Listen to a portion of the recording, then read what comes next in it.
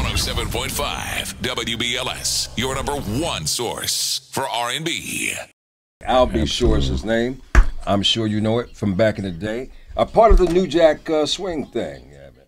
Absolutely. He was definitely a part of that because he had one of the kingpins with him.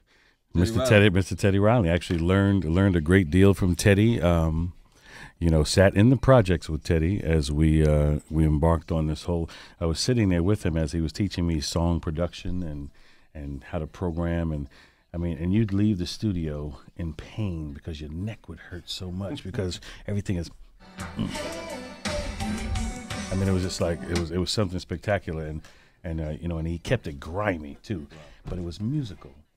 And then imagine learning from that aspect, and then learning from the Quincy Jones aspect. Yeah, so it was so that's where I was able to kind of get that whole Jodeci feel.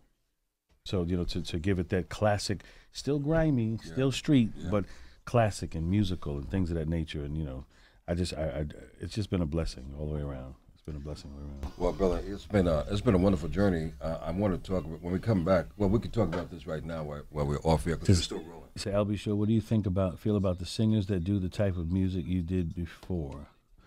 I appreciate art. Art is just something that it's an acquired taste, and it's really about what moves you. Because art and effective art, those are two different aspects of it. But art is something that you enjoy. You can see a painting, and it may mean something to you. It may mean something completely different to me. But it may affect us in the same way. Well, let me turn this question around a little bit because you spoke a little while ago about how women there's a whole bunch of women out there. There's a generation of women who are starving to be told "I love you" again. Right. Absolutely. But do you feel that that's from the R&B side? Well, no, absolutely. And what happens is they migrate, and this is why again when we talked about the packages of being on tour every weekend. Myself, Keith Sweat, BBD, SWV. There was a time. Music, as you know, as a music connoisseur, it rotates. It goes in a rotation, from live music to electronic to different fields. And music was in such a beautiful state from 1988 to 90-something, what have you, just in terms of, Keith Sweat, New Edition, Bobby Brown, Troop, Tony. It was such a flavorful time in music, and it was such a beautiful place, and what this does, it also brings people back to that time because the minute It Never Rains in Southern California comes on, you remember exactly where you were, who you were dating, what's all that stuff. It's just truly amazing. Music is a bookmark, and it marks that time. Come on, just feel like you're throwing Earth, Wind, and Fire.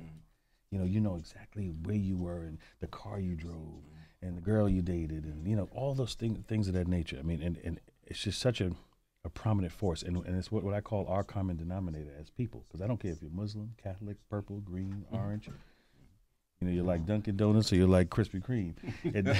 It does not matter. No, music is that common denominator we all share. We all share, and it becomes the soundtrack to our lives. Absolutely. Because we're doing something at certain times in our lives that makes us reflect on a particular song. So, yeah, I agree 100% with you, man.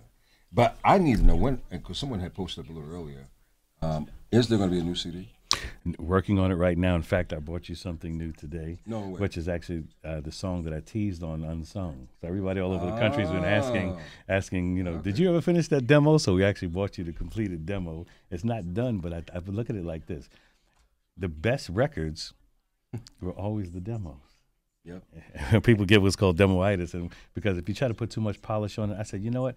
Let's go in there and do in effect mode, like 1988, my first album. Yeah.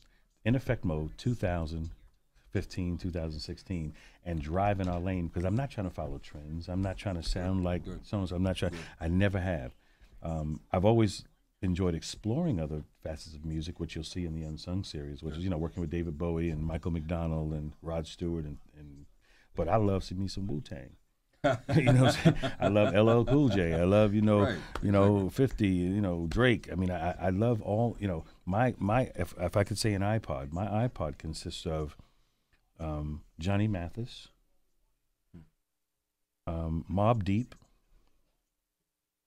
Yanni, Sting, Michael Bublé, R. Kelly, Keith Sweat. You know what?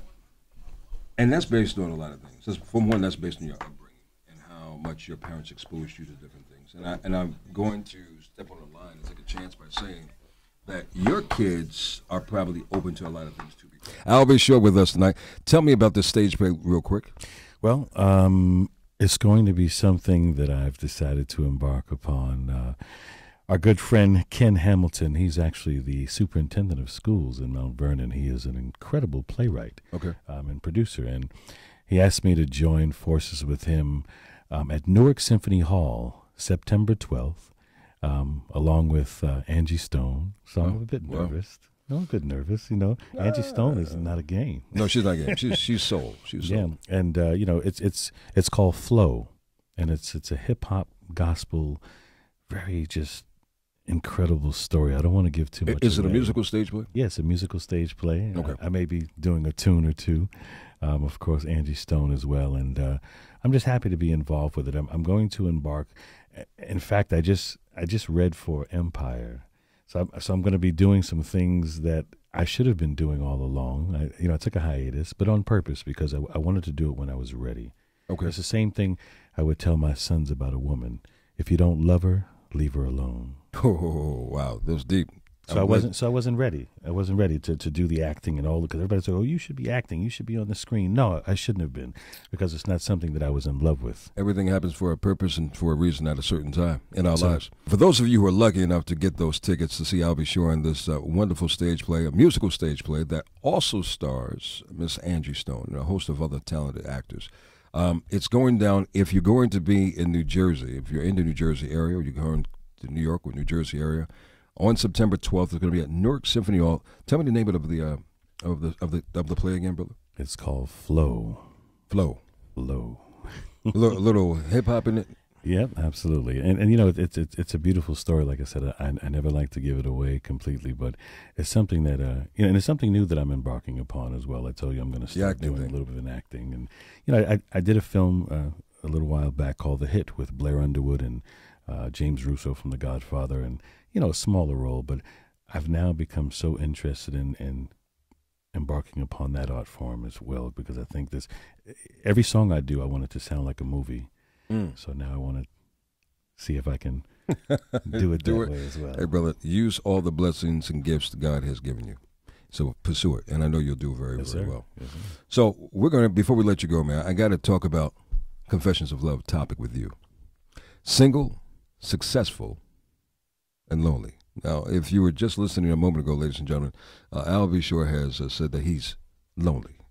I say, and I don't know because I'm not walking in your shoes, it's probably by choice.